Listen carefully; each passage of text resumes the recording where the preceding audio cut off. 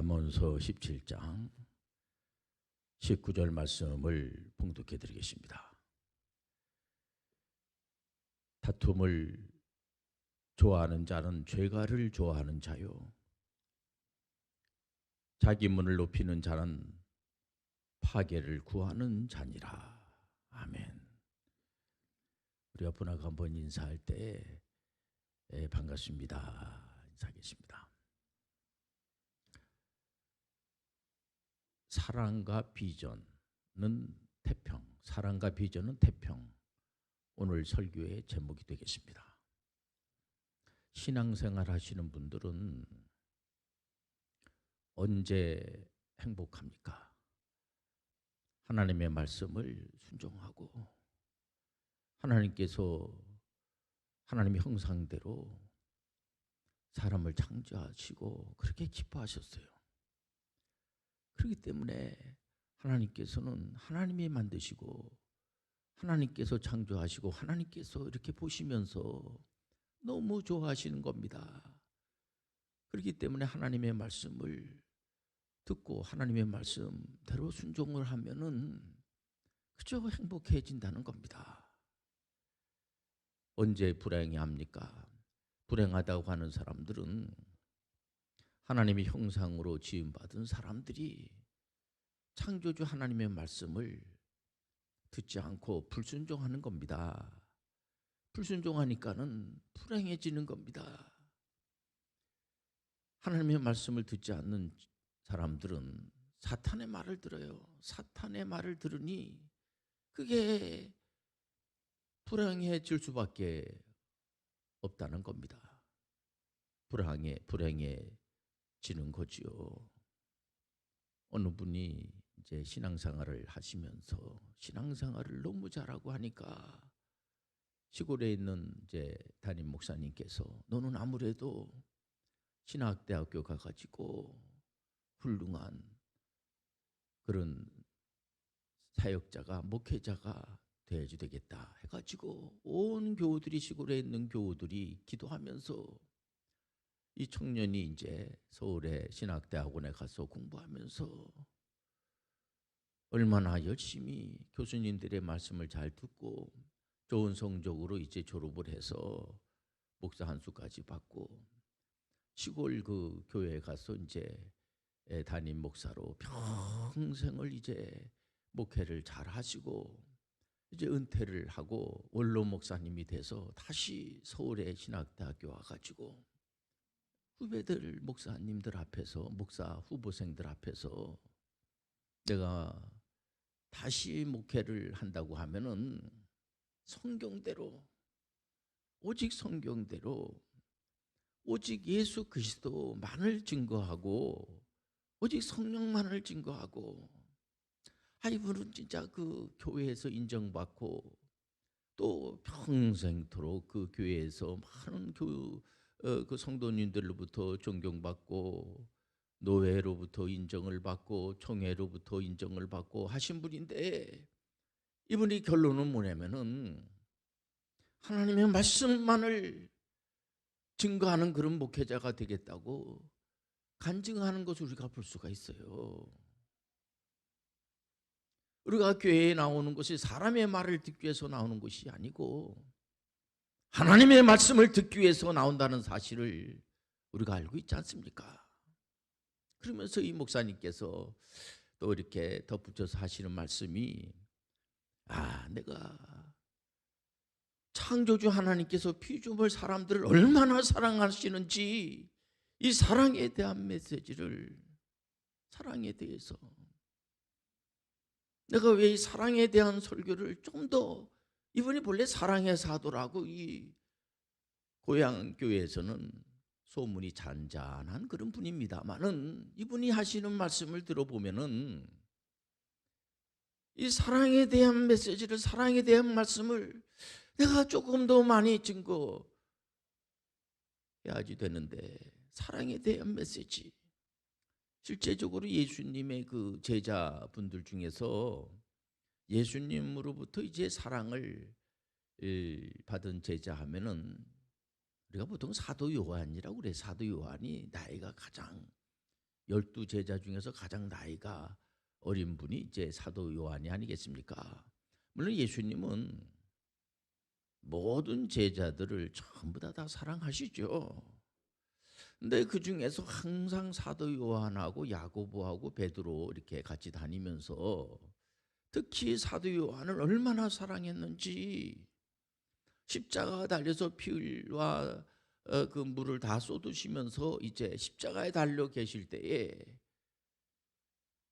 그 사도 요한을 이렇게 쳐다보면서, 그 어린 사도 요한을 바라보면서 부탁하는 것을 볼 수가 있어요. 예수님께서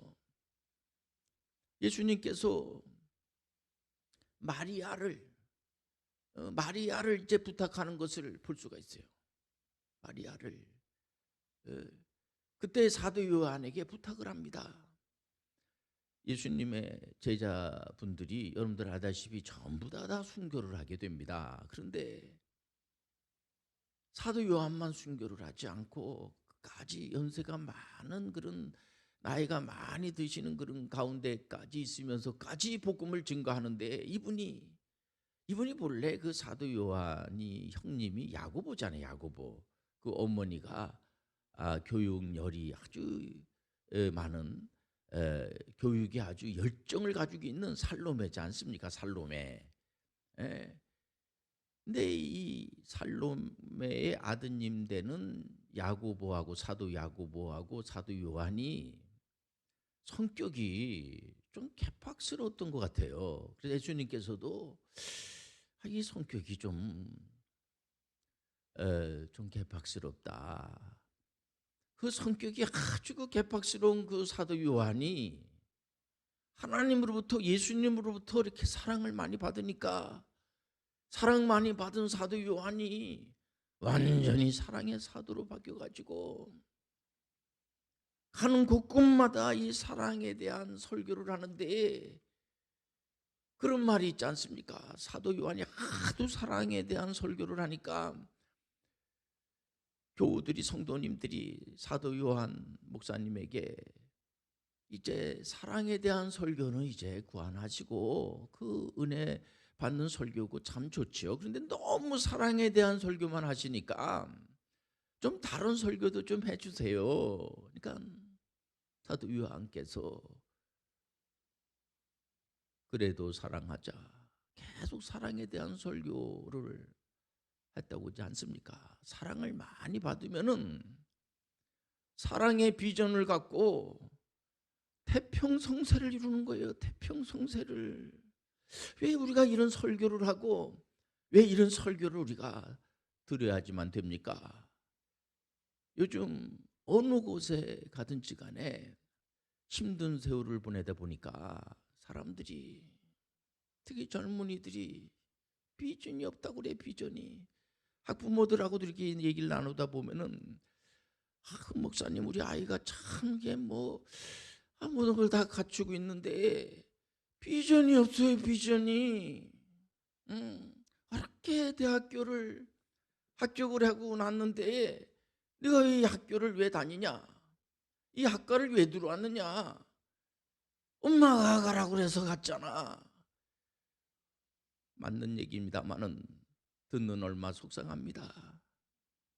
그 비전이 없는 게 비전이, 예.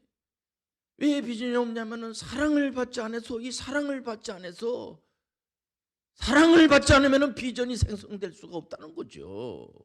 우리가 다 알고 있지 않습니까? 이 비전이라고 하는 거, 이거 막 생성되는 게 아닙니다. 이거는 사랑이라고 하는 원료, 사랑을 받지 않고서는 비전이 나올 수가 없다는 겁니다. 저희 교회에서 WCP 홈스쿨을 이제 하고 있는데, 많은 분들이 아이들이 많이 달라지고 공부도 잘하고, 공부를 꼭 잘한다기보다 아이들이 상당히 그 만족해하는 아이들이 많아요. 보면은 열심을 냅니다. 그 비결이 어디 있냐고 저한테 자꾸만 물어보는데, 비결은 단순합니다. 아이들을 자꾸만 인정해주고 격려해주고, 한 번 참을 수 없을 때 한 번 더 참고. 물론 성장님들이 힘들죠.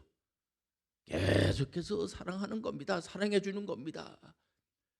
참 내가 인정받고 있다라고 하는, 이번에 어느 학생이 저한테 성적표를 보내왔어요. 오죽하면은 저한테, 목사인 저한테 성적표를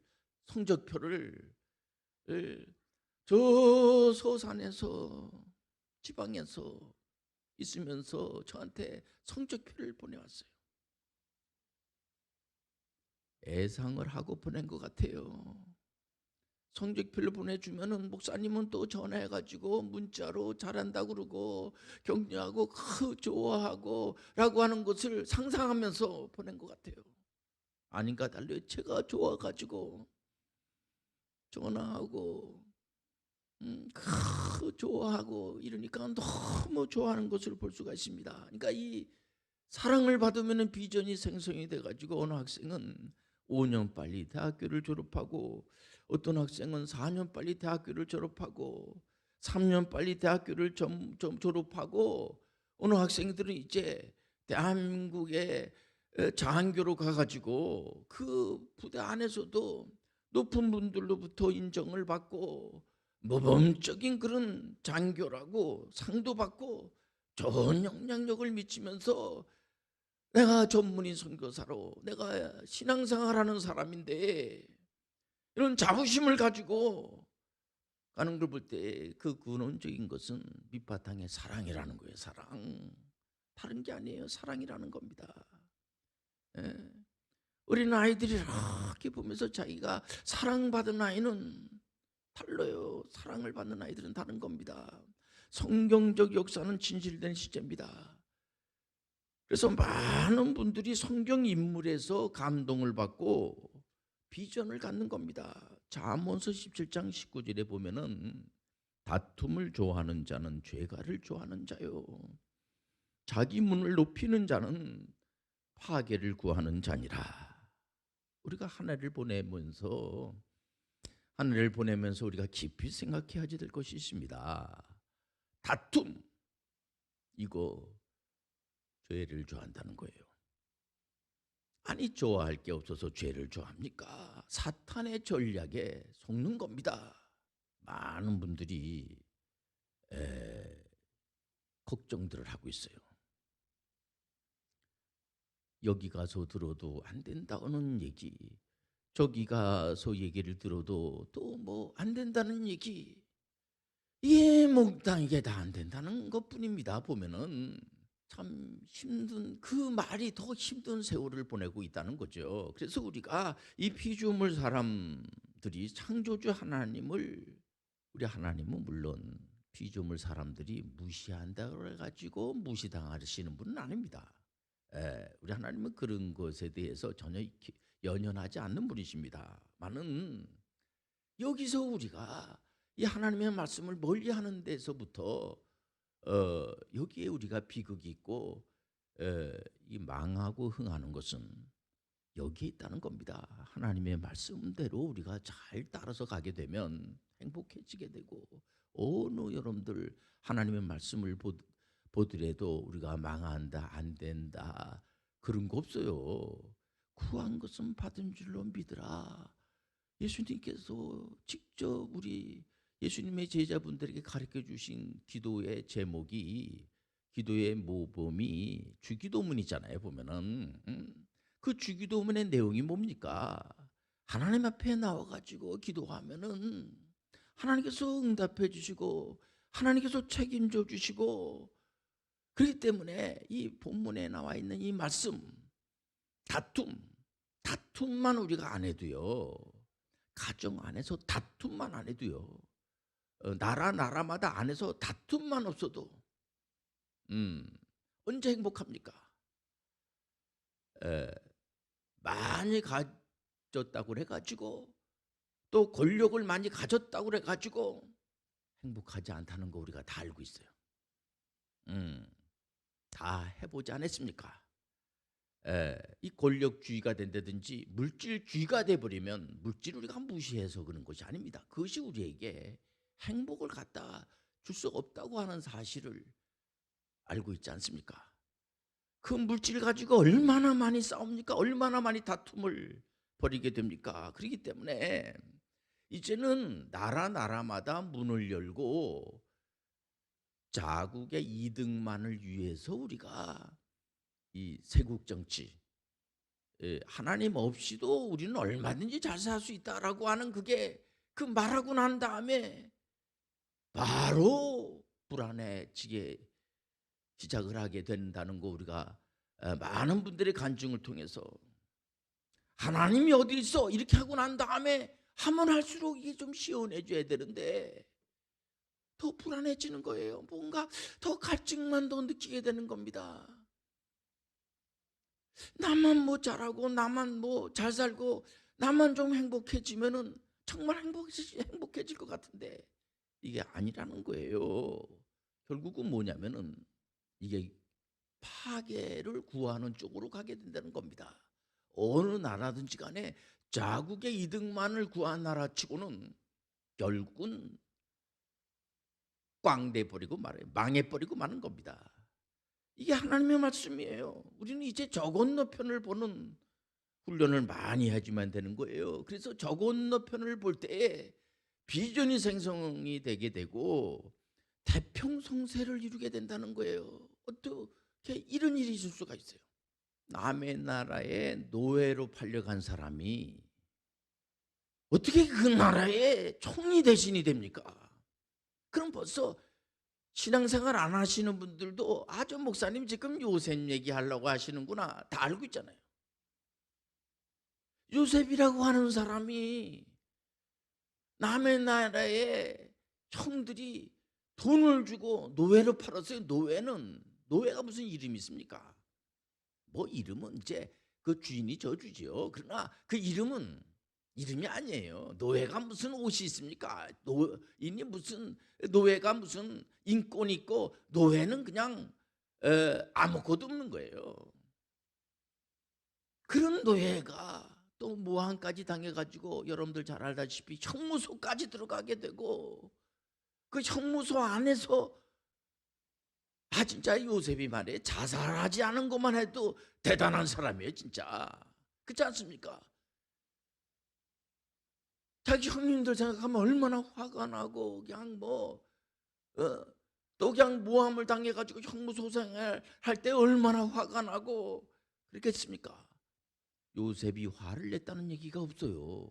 물론 안에 그냥 부글부글 끓고 이런 게 있었겠죠. 눈물을 많이 흘렸겠죠. 그러나 우리 하나님으로부터 사랑받은 그 사랑, 육신의 아버지 야곱으로부터 받은 그 사랑이 너무나 크기 때문에 형무소 가고 형들로부터 배반을 당하고 하는 것은 하나님의 사랑에 비해서는 조그마하다는 게 조그마하다는 거야. 좀 그 별거 아니라는 거야. 나중에 제가 총리가 되고 난 다음에 형들을 원수 갚을 수 있는 상황이 됐지만은 형들이 이거 큰일 났구만. 이거 이제 동생이 노예로 팔아먹은 동생 요셉이 총리 대신 됐으니까 이거 우리 죽을 목숨이야. 그랬을 때 요셉이 뭐라고 그러십니까? 정말 통 크게 형님들이 나를 이곳으로 팔아먹지 않았더라고 하면 성경에는 뭐 그렇게 원색적으로 표현 아니지만은 팔아먹지 않았더라면 그렇게 표현한 것 같아요. 형님들이 나를 팔아먹지 않았더라고 하면은 내가 여기 와가지고 어떻게 총리가 되고 우리 가족들이 다 굶어 죽겠었는데 나라 전체가 살아나가 되고 경제 문제를 해결하는 것은요 결국은 그 기초가 사랑이에요. 하나님의 사랑을 받고 육신의 그 아버지의 사랑을 받고 그 사랑이라고 하는 것이 너무 크다 보니까 다른 것들은 아무것도 아니라는 거예요. 이게 그 사랑이 있으니까는 비전이 생기게 되고 하나님께서 그 꿈 해몽하는 그런 그 은사를 주셨잖아요. 그러니까는 그 애굽의 경제 문제를 뭐 단번 해결해 버리고 마는 겁니다. 21세기의 미래는 어디 있습니까? 이 아이가 사랑을 받았느냐 안 받았느냐 여기 있다는 거예요. 지금 우리 아동들에 대해서도 요번에 법이 강제하고 있어요. 법이 통과가 됐어요. 아동들에게 할 수만 있으면은 이렇게 아동들에게 말로 언어 폭력을 한다든지, 또 육체적으로 이렇게 이제 교정을 목표로 해서 말을 안 듣는다는 이유로 뭐 손을 들게 한다든지, 뭐 엎드려 뻗쳐를 시킨다든지, 바깥에 나가라고 한다든지, 이거 하면은 법에 걸려요. 왜 그렇습니까? 나라에서. 그게 별 효과가 없어요. 그리고 인권적으로도 안 좋고, 그렇게 맨날 야단 맞고 맨날 그냥 안 좋은 얘기만 듣고 그런 아이가 무슨 미래가 있겠어요? 무슨 미래가 있겠어? 미래는 지금 오늘 얼마나 많은 사랑을 받고, 얼마나 이 아이가 내가 얼마나 귀정하다는 사실을 알고, 어, 우리 아이들을 이제 이렇게 계속 인정해주고 칭찬해주고 하니까 자기들이 그냥 뭐 계속 쓰는 겁니다. 계속 쓰는 거예요. 계속 쓰는 겁니다. 아이들이 읽고 또 쓰고 또 보고 문제를 풀고 또 자꾸만 또 그러니까 시간이 언제 가는지 모르게 그냥 근데 그 실력이 자꾸만 쌓아지게 되는 거죠. 예수님께서 우리에게 기적의 유임 사역을 주시는 거 여러분들 잘 알고 있지 않습니까? 요즘 제가 계속해서 요한복음 14장 12절 말씀을 제가 자꾸만 증거하는 이유가 다른 것이 아니라, 이것은 우리 하나님께서 제자들을 얼마나 사랑하셨으면은 제자들한테 그런 말씀을 주세요. 제자들이 이렇게 인정받지 못하는 그런 상황에 있는 분들에게 내가 하는 일도, 구세주가 하시는 이 메시아가 하시는 일도 할 수 있을 뿐더러 더 큰 일도 할 수가 있다. 이렇게 엄청난 격려와 엄청난 그런 고난을 부여해 주면서, 그러다 보니까 예수님의 제자분들이 말이에요, 얼마나 큰 일을 통과한지 몰라요. 이제는 사랑을 얼마나 많이 받았느냐, 거기에 비전이 나오고 여기에 다툼이 벌어지게 되는 거예요. 기도하겠습니다. 하나님 아버지, 하나님으로부터 사랑 많이 받은 자처럼 사랑에 대한 말씀을 많이 증거하는 사랑의 전도자들이 되게 도와주시고, 이 땅에서도 많은 사람들을 옳은 대로 인도하고 하나님 앞에 가서도 큰 상금 받는 그런 분들이 되게 도와 주옵소서. 예수님의 이름으로 기도합니다. 아멘.